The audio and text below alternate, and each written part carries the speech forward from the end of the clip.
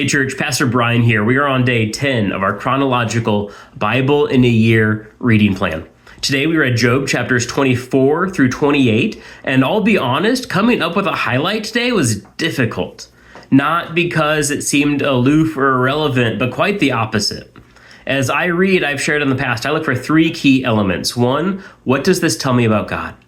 Two, what does this tell me about humanity and our just natural condition? And three, how do I need to live in light of these truths? And I had elements for all three of these today.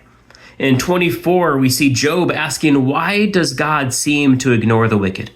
Why doesn't he punish them for ignoring the widow and the orphan and the starving and the naked? Why doesn't he punish the wicked for not helping those in need?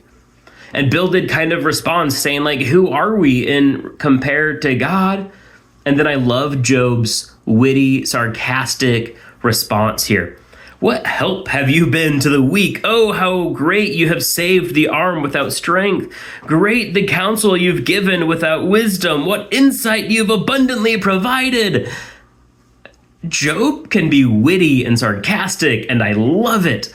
But then he turns his focus to God and just this element of God's greatness and his power and his wisdom and his justice and how we can't understand him. But then in light of that, we see our finite limitations and we see that compared to God's infinite abilities. But then Job states his desire to maintain righteousness. This is 27, starting in verse 3. For as long as life is in me and the breath of God is in my nostrils, my lips certainly will not speak unjustly, nor will my tongue mutter deceit. Far be it from me that I should declare you right. Till I die, I will not put away my integrity from me.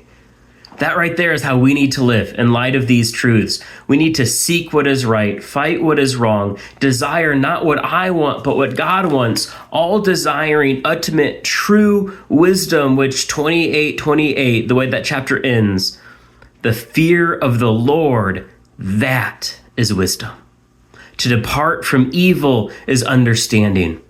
So church, let me ask you today, this is the question I'm asking myself, am I rightly fearing God? And am I rightly departing from evil? What might those things be in our lives that we can embrace to fear God better and release to run from evil? I'm looking forward to tomorrow. And until then, God bless.